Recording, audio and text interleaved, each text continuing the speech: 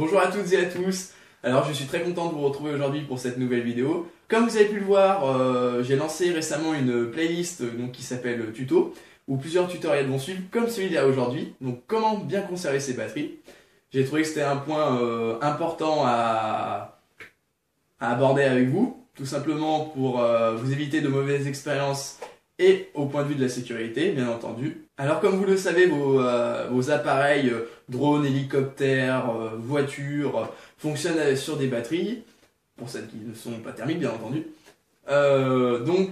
Et ces batteries sont principalement des batteries LiPo, donc de ce type. Hein. Il en existe de toutes les tailles et de différentes sortes.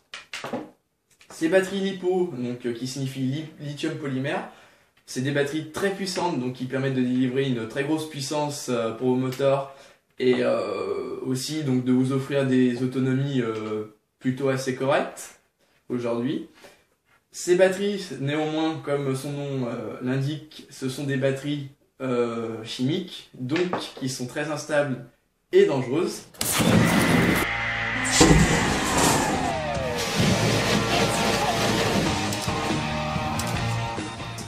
Alors c'est pour ça dans cette vidéo que je vais vous présenter quelques points pour profiter pleinement de votre batterie et être en sécurité.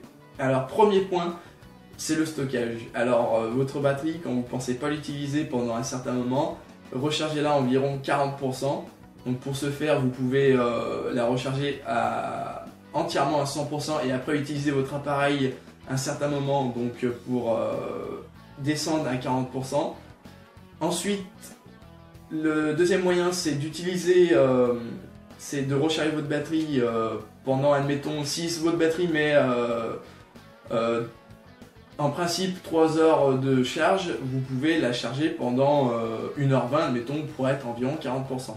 La deuxième chose, c'est que votre batterie doit être placée dans un endroit frais et sec, où il n'y a rien d'inflammable.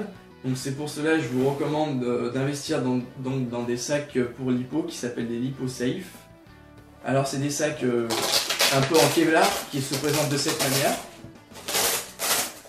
où il y a un gros scratch et où on peut placer nos batteries dedans. On les range comme ceci. Donc ce sac il sert à la fois pour charger vos batteries et aussi pour les stocker une longue période. A noter que ces sacs ils existent dans toutes les formes et à tous les prix. Par contre, si vous voyez vraiment un sac à 1 euro pièce sur Banggood, c'est pas la peine d'acheter parce que le sac, ça sera une feuille de papier qui va ne rien protéger. Parce que ces sacs, comme je l'ai dit, ça protège des explosions de batterie et des incendies, donc faut que ça soit quand même assez costaud.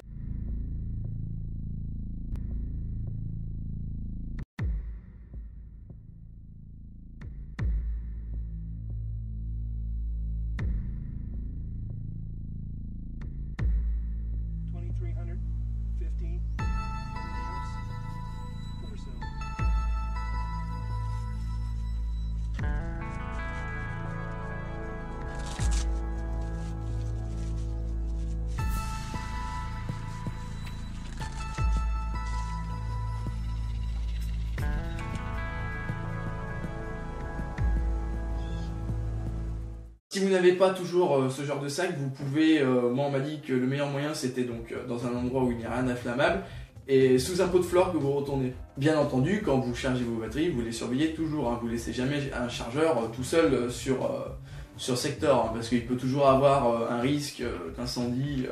Surtout que j'ai envie de dire, les modèles RTF, la plupart du temps quand vous achetez le CIMA, etc.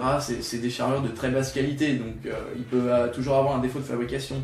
Et aussi ne jamais charger une batterie qui vient juste d'être utilisée, parce que comme vous le remarquez à chaque fois, vous les touchez, elles sont chaudes.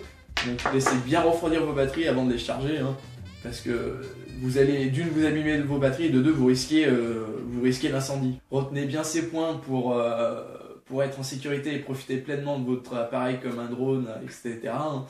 Parce que on n'aime jamais les mauvaises expériences. C'est pour ça que je vous donne des conseils pour ne pas avoir affaire à ces mauvaises expériences. Donc je vous dis à très bientôt et merci encore d'avoir vu cette vidéo. Au revoir.